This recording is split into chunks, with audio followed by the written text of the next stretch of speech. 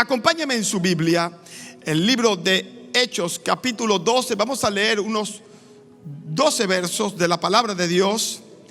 Libro de Hechos, capítulo 12. Vamos a comenzar en el 1. Quería comenzar en el 6, pero quiero mejor que comencemos en el 1. Este mensaje te va a bendecir. No pierdas esta enseñanza. No te distraigas, porque vas a entender cómo Dios provee gracia. Le puse por título: no sabía que era Dios.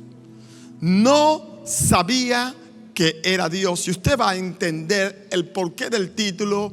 Y creo que este pasaje es algo que nos sucede a nosotros mucho en nuestra vida cotidiana. Y vamos a entender a través de estos pasajes cómo Dios, aún más allá de nuestro entendimiento, más allá de nuestra comprensión, provee gracia para ayudarnos en nuestras necesidades. ¿Puede decir amén? Bien, Hechos capítulo 12 dice así: es la historia de la iglesia que está comenzando. En el capítulo 12, verso 1 dice: en aquel mismo tiempo el rey Herodes, está hablando de la persecución que se desató con la iglesia primera, la persecución que vino sobre los apóstoles. Habían matado, Pablo era perseguidor de la iglesia y en ese momento estaba destruyendo, persiguiendo a la iglesia. Habían matado a Esteban y habían puesto preso a muchos creyentes. Y ahora sucede esto que nos dice el verso 1. Herodes echó mano a algunos de la iglesia. ¿Qué iglesia? La iglesia principal de Jerusalén, donde estaban los apóstoles, y puso preso a algunos de sus líderes para maltratarles, humillarles, azotarles. Y mató a espada a Jacobo, hermano de Juan. Era algo bastante duro. Había muerto uno de los discípulos de Jesús, Jacobo, a espada a los ojos de todo el pueblo. Recuerde que estaba siendo gobernado por el imperio romano, un imperio bastante sangriento. Y viendo que esto había agradado a los judíos, procedió también a prender también a Pedro. Pedro era el apóstol más visible, el apóstol más importante. Recuerde que con su sombra se sanaban los enfermos. Era un hombre muy popular. Y él entonces prende a Pedro para causar gozo y alegría en el sistema religioso. Y eran entonces los días de los panes sin levadura. Era una fiesta judía, o es una fiesta judía, la fiesta de los panes sin levadura, donde ellos están guardando el sábado y ellos están limpiando sus casas porque no puede haber nada sucio, se limpian sus vestiduras. Es una fiesta bastante importante para los judíos. Y en esa fiesta no debería haber muerte. Por eso no lo mata en el momento que lo captura, sino que lo deja preso y está esperando que pase la fiesta de los panes sin levadura, esta fiesta, para al siguiente día asesinarle. Así que Pedro está en una situación bien difícil. Y habiendo tomado preso a Pedro, le puso en la cárcel, entregándole a 4 grupos de 4 soldados. 4 por 4, saben matemáticas, 16 soldados los estaban cuidándole. Y se proponía sacarle al pueblo después de la Pascua, o sea, al siguiente día. Era de noche. Al siguiente día, en unas cuantas horas, Pedro iba a ser muerto, porque ya no iba a haber fiesta y ya podía ser muerto. Así que Pedro estaba custodiado en la cárcel, pero la iglesia hacía sin cesar oración a Dios por él. Sigue diciendo la Biblia: y cuando Herodes le iba a sacar, ya cuando se preparaba para sacarlo, aquella misma noche estaba Pedro durmiendo entre 2 soldados. O sea, mira cómo estaba durmiendo entre dos soldados, sujetos con 2 cadenas, y los guardias delante de la puerta custodiaban la cárcel. O sea, no solamente habían varias puertas para custodiar a Pedro, lo pusieron en la cárcel más adentro, más segura, de alta seguridad. Ellos querían asegurarse de que Pedro iba a morir, que no solamente habían guardias en las puertas, sino que lo pusieron uno a su izquierda, otro a su derecha, y lo encadenaron de ambas manos, y dormían los guardias con Pedro. Querían asegurarse de que Pedro iba a morir. Y aquí se presentó un ángel del Señor y una luz resplandeció en la cárcel. Y tocando a Pedro en el costado, le despertó diciendo: levántate pronto. Y las cadenas se le cayeron de las manos. Le dijo el ángel: cíñete y átate las sandalias. Y lo hizo así. Y le dijo: envuélvete en tu manto y sígueme.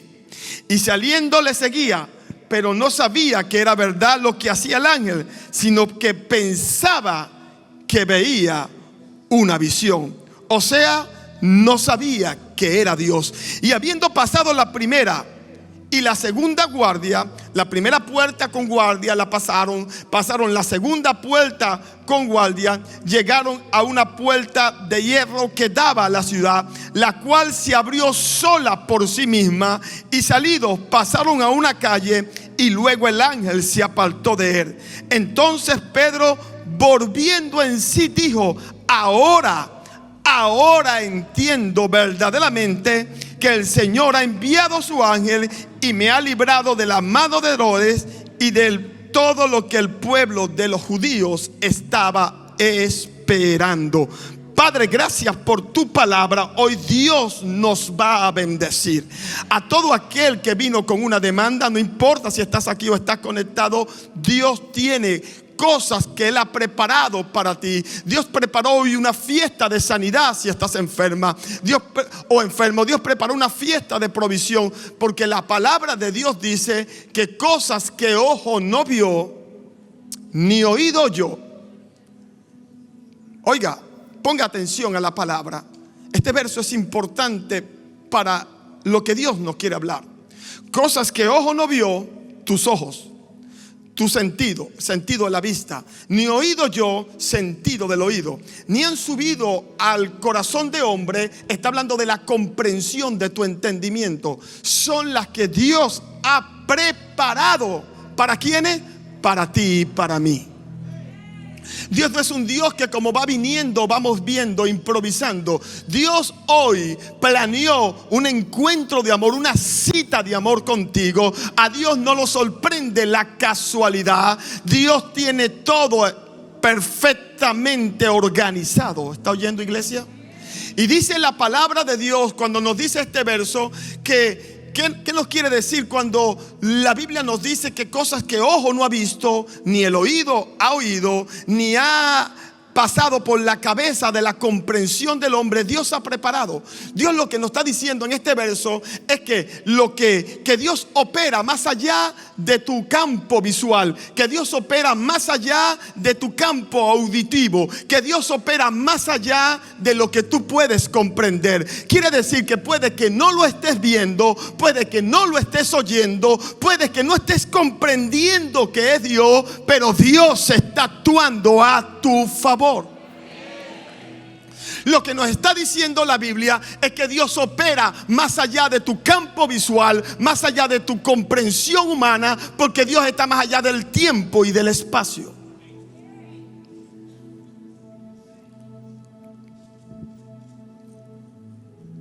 Dice la palabra de Dios que el hombre espiritual percibe lo que es de Dios porque lo discierne por el Espíritu. Pero el hombre natural, ¿qué es el hombre natural? Los sentidos naturales. No puede percibir lo que es de Dios porque se han de percibir o discernir espiritualmente. Quiere decirnos que Dios muchas veces, o la gran mayoría de las veces, está operando fuera de tu campo visual, fuera de tu campo auditivo y fuera de tu comprensión. Nuestros sentidos son muy limitados, y no lo digo yo, lo dice la ciencia. Como una persona de ciencia, como ingeniero y que estudié ciencia, puedo entender las leyes de la física porque me las machacaron en la universidad. Y el campo visual del ser humano es limitado. Toda nuestra comprensión es muy limitada. Todos nuestros sentidos son muy limitados. El sentido de nuestra vista es limitado. Nuestro sentido de vista solamente puede ver un aspecto de la luz o de lo visible, un aspecto, solamente un rango. mínimo y máximo. Ahí es que se maneja la visión humana. El águila tiene un rango de visión más grande que el ojo humano. Por eso le llamamos en la ciencia, le llamamos infra a lo que está por debajo de ese rango de nuestra capacidad visual, y le llamamos ultra a lo que está por encima de ese rango de nuestra capacidad visual. O sea que toda capacidad de ver más allá de ciertos parámetros nuestros, necesitamos telescopios para poder mirarlo. No podemos mirar todo lo que existe porque nuestros sentidos están limitados. Cuando queremos ver cosas más pequeñas, no podemos mirarlas. Necesitamos microscopios para poder mirar lo que es infra, lo que está por debajo de un aspecto de la luz. Nuestros oídos son tan limitados que no podemos percibir todos los sonidos que hay, ni siquiera los sonidos de un perro, que son de frecuencias muy bajas, y los silbatos para ello el perro lo oye, pero usted y yo no. Y nuestros sentidos alimentan nuestra comprensión. Nuestro sentido de la vista, nuestro sentido del oído, nuestra capacidad de entender el universo y cómo funciona, alimentan nuestra comprensión. Y la Biblia nos está diciendo: Dios es más grande que tu vista, Dios es más grande que tu oído, Dios es más grande que tu comprensión. Aunque tú no lo veas, Dios está actuando. Aunque tú no lo veas, oiga, Dios está hablando. Y aunque tú no lo entiendas, Dios está haciendo.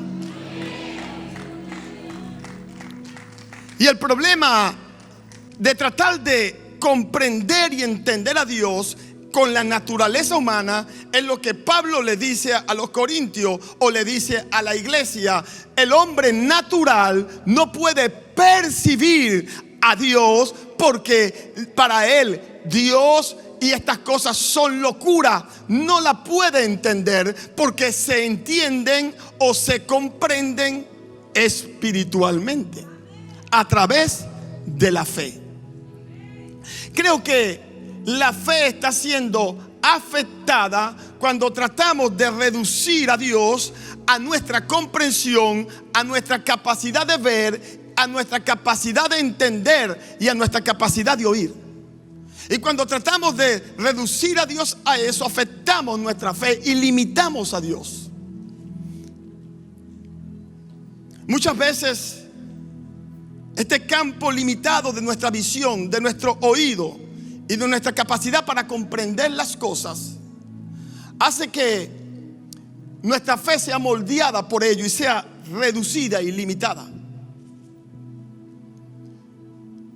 La Biblia nos habla de un hombre que fue un general sirio llamado Naamán. Era leproso.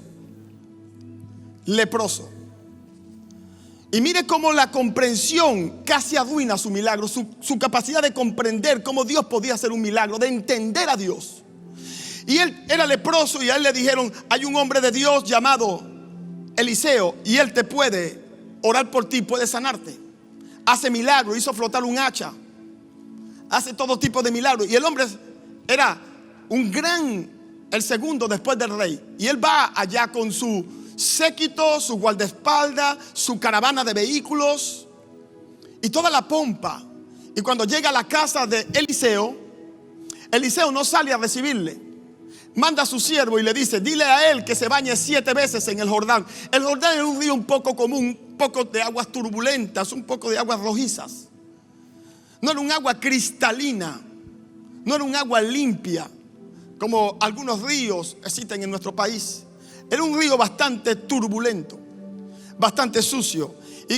Y sale el siervo, ni siquiera salió Eliseo, y le dice: mira, así te manda a decir el profeta: sumérgete 7 veces en el río Jordán y serás sano. El hombre casi arruina su milagro por las expectativas de su comprensión humana de cómo Dios tenía que sanarle. Porque el hombre se molesta y dijo: yo me voy para mi broma, este hombre es un farsante. Yo pensaba que el profeta iba a salir, iba a levantar sus manos, iba a ver allí un estruendo, a mí se me iban a parar los pelos, iba a poner sus manos sobre la llaga y yo iba a sanar. Porque tratar de meter a Dios en la comprensión humana es siempre limitarlo, porque la multiforme gracia de Dios puede operar de maneras tan inesperadas y tan simples que escapan a la comprensión humana. Gracias a Dios que uno de sus ayudantes le dijo: pero ¿qué cuesta hacerlo? ¿Qué cuesta? Hazlo. Y fue sanado. Casi arruina su milagro por tratar de tener unas expectativas equivocadas de cómo Dios debía sanarle. La Biblia nos habla de cuando Elías estaba en una gran sequía y estaba en una cueva, había hambre en toda la tierra y él no tenía que comer, no tenía que beber. Dios le habla y le dice: anda a Sarepta de Sidón, que era un lugar a unas horas de distancia, y ve allá porque yo le he dado orden a una viuda de alimentarte. Yo me imagino que si usted y yo hubiésemos estado allí, la comprensión humana inmediatamente trata de entender a Dios. Bueno, debe ser una viuda multimillonaria, debe ser una viuda que el esposo le dejó mucho dinero y Dios le dio una orden de cuando yo llegue allá ella me alimente. Porque es la comprensión humana, siempre tratando de entender a Dios y de comprender a Dios. Pero Dios es más grande que nuestra mente, Dios es más grande que nuestro sentido, y Dios también es más grande que tu problema. Y resulta que cuando Elías llega a donde Dios le dijo, se consigue no con una viuda millonaria, sino con una viuda pobre, tan arruinada, que estaba preparando su última ración de alimento para echarse a morir con su hijo. Y no solamente era pobre, estaba amargada, estaba sin fe, ni siquiera tenía fe, porque la mujer le dijo: yo voy a hacer esto para echarme a morir. No quería seguir viviendo. Se consiguió con una viuda deprimida. Y lo interesante es que Dios usó a esta viuda para alimentar a este profeta, y usó a este profeta para bendecir a esta viuda, porque Dios siempre va más allá de la comprensión humana. El problema de que muchos están arruinando lo que Dios quiere hacer con ellos es tratar de reducir a Dios a cómo los puede sanar. Seguramente el pastor Paco hoy va a poner las manos sobre mí. Seguramente alguien me va a tocar y Dios lo va a hacer. Sácate de la mente las maneras en que Dios lo puede hacer. Él lo va a hacer como Él quiera, pero de que lo va a hacer, lo va a hacer. Dios va a ir a tu casa, Dios va a ir a tu habitación, Dios lo puede hacer en tu baño, Dios lo puede hacer en tu carro, pero Dios lo puede hacer.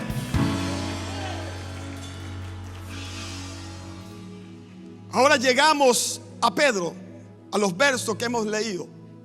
Y Pedro está siendo liberado por un ángel, pero no sabe que es Dios. Pedro está siendo conducido a un proceso de liberación, pero no sabe que es Dios. Porque la mente no puede entender. Porque son cosas que ojo no vio, ni oído yo, ni han subido a corazón humano lo que Dios ha preparado para ti. Lo que Dios ha preparado para ti hoy y para mí hoy. Porque Dios prepara bendiciones. Son bendiciones preparadas. Están más allá de tu comprensión, de tu campo visual. Y quiero decirte: pastor, pero usted cree que yo estoy siendo sanado, pero yo no siento nada. No tienes que sentir algo para Dios sanarte. Tienes que creer algo para Dios sanarte. Pero nuestras expectativas están arruinando nuestra fe. Tratando de poner a Dios dentro del campo visual, dentro del campo auditivo y dentro de nuestro campo de comprensión, que es tan pequeño. Que es tan pequeño. Apenas la ciencia está dando los primeros pasos para entender el universo, para entender la mente creadora de Dios. Apenas está dando los primeros pasos de bebé. Y sigue la ciencia avanzando, porque apenas es bebé. Y nunca va a poder alcanzar el nivel de ciencia y de conocimiento que hay en Dios. Llegamos a Pedro Y Pedro está siendo conducido a su liberación, pero no lo sabe. No sabía que era Dios quien lo estaba liberando. Así hay mucha gente que vino hoy acá a este lugar. Vinieron acá y no sabe que es Dios quien los trajo. Hay gente que prendió hoy su computadora, su televisión, y no sabe que es Dios quien los está moviendo a aprender esto, porque Dios tiene algo para ellos. Hay gente en este lugar que está siendo liberada mientras van a ser liberados y no sabe que es Dios. Hay gente que está siendo sanada y no saben que está siendo sanado, pero es Dios. Hay gente que está siendo fortalecida y no saben que están siendo fortalecidos, pero es Dios. Hay gente que está siendo ayudada, pero no saben que está siendo ayudada, pero es Dios.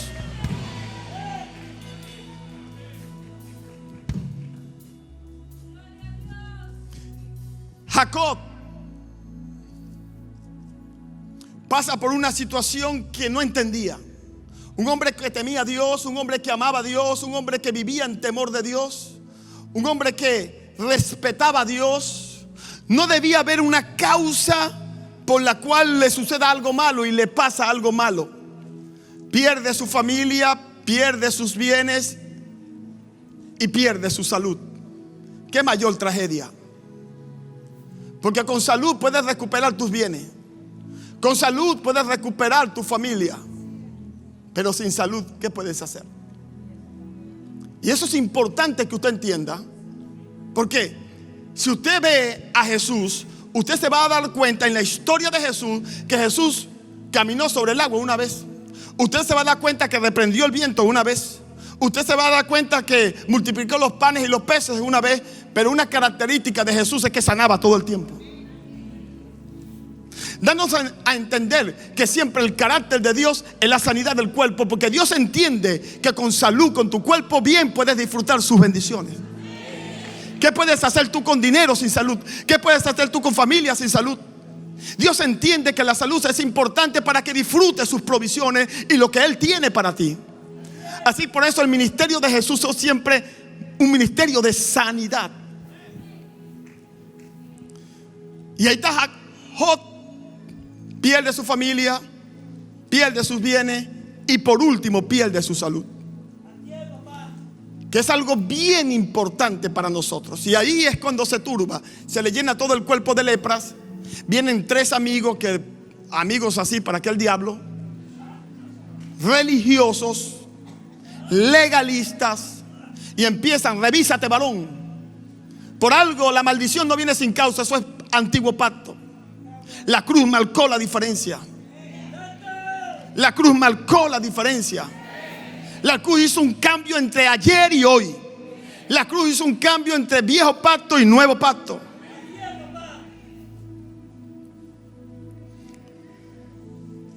Jacob pierde la salud y sus amigos comienzan a decirle: tú eres culpable, revísate, algo has hecho. Él decía: no, yo no he hecho nada malo. Él sabía que no había hecho. Y empieza Job a cuestionar a Dios. Pero si yo no he hecho nada malo, ¿por qué a alguien bueno le pasan cosas malas? Porque ahí está tu comprensión, tratando de entender. A la gente buena no le puede pasar cosas malas. A los cristianos que tienen a Dios tienen que vivir en una burbuja de cristal. Y Dios tiene que librarlo de toda cosa, porque esa es la comprensión humana. Yo les enseñé un mensaje de cómo Dios provee protección, no solamente librándote del peligro, sino cómo Dios provee protección en medio del peligro. Y provee protección de esa manera para acrecentar tu fe y demostrar su poder.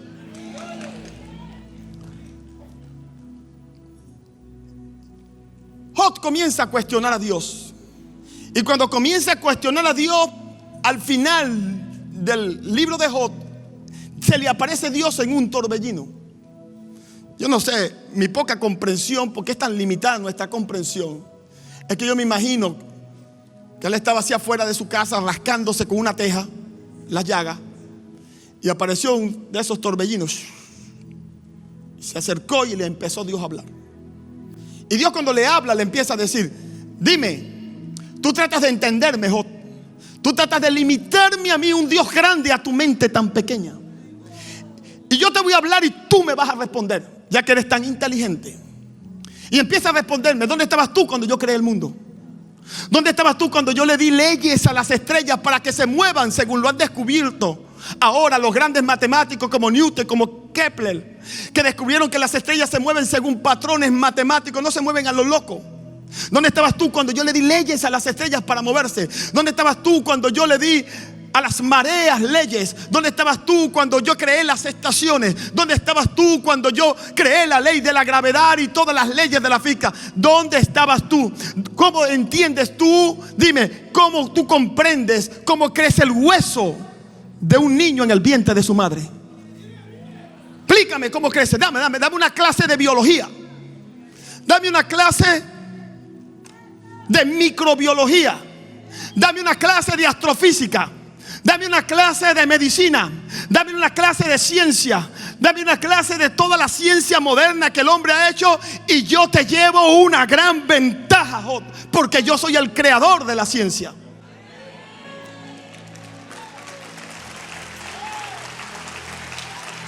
Dios empieza a hablarle. Dios empieza a hacerle entender que su capacidad visual es pequeña, que su capacidad de entender las cosas es pequeña. Y cuando Dios termina, levanta las manos y dice: ay, Señor, no sabía que eras tú. Señor, no sabía que tú estabas en control de mí. Pensé que yo estaba en las manos del diablo, que todo se había salido de control. Pero ahora entiendo con la explicación de la creación que me has dado que tú estás en control de mi vida, aunque no lo vea, aunque no lo oiga y aunque no lo entienda. Hablaba lo que no entendía, mas ahora mis ojos te ven. Porque Dios se le apareció en el rango visual. Dios no se le apareció a 4 kilómetros donde el ojo humano no llega. Dios se le puso en un momento donde su rango visual le era fácil verlo y entenderlo. Porque va a llegar un momento en tu vida en que Dios va a aparecer en el rango de tu comprensión para darte cuenta de tu milagro y que siempre estuviste en las manos de Dios. ¿Puedes decir amén?